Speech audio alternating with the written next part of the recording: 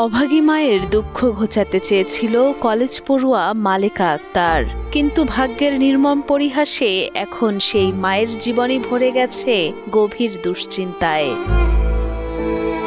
ক্যান্সারে আক্রান্ত হয়ে বন্ধ হয়ে আছে মালেকার লেখাপড়া, ফিকে হয়ে যাচ্ছে আইনজীবী হওয়ার স্বপ্ন। অসুস্থতার কারণে দিতে পারেনি এইচএসসি পরীক্ষাও। আমার সাথে ফ্রেন্ডরা ওরা এবার এইচএসসি দিছে, আমি দিতে পারলাম না অসুস্থতার জন্য। সুস্থ থাকলে হয়তো আমি এইচএসসি দিয়ে এবার ভার্সিটিতে ভর্তি হইতাম বা আমার স্বপ্ন পূরণ হইতো। আমিও বাঁচতে চাই, সুস্থ মতো বাঁচতে চাই, আর আম্মুর পাশে থাকতে চাই। আব্বু ছোটকালে মারা গেছে, ওইরকম ফ্যামিলিতে কেউ নাই। ভাবছিলাম পড়ালেখা করে অনেক বড় হয়ে আম্মুর পাশে থাকবো, কিন্তু স্বপ্ন আর পূরণ হলো না। 2008 সালে স্বামীর মৃত্যুর পর 3 মেয়েকে বড় করে তুলতে দিনরাত অক্লান্ত পরিশ্রম করেন আম্বিয়া। 2 মেয়েকে বিয়ে দেওয়ার পর ছোট মেয়ে মালেকাকে ঘিরেই কাটছিল তার জীবন, কিন্তু সেই মেয়েটিও অসুস্থ হয়ে পড়ে 2023 সালে। পরীক্ষা নিরীক্ষা শেষে জানা যায় ক্যান্সারে আক্রান্ত মালেকা।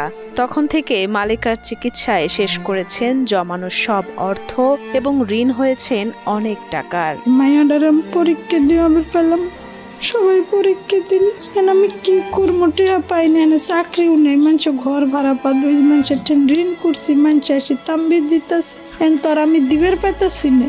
এন মায়া হি বাসা মনে মানুষের ঋণ বিনি দিব, আমি কি করবো। দিনরাত অসুস্থ মেয়ের সেবা করতে গিয়ে গার্মেন্টসের চাকরিটাও ছেড়ে দিতে হয়েছে আম্বিয়ার। চিকিৎসা বাবদ ইতোমধ্যে খরচ হয়েছে প্রায় 15 লাখ টাকা। এখনো 28টা কেমোথেরাপি দেয়া সহ উন্নত চিকিৎসায় প্রয়োজন ব্যয়বহুল অর্থ। 8টা কেমো দিছি, 28টা দেওয়ার দরকার। এনে যে আজকে 5 দিন হাতে যায়নি টাকা বেগরে।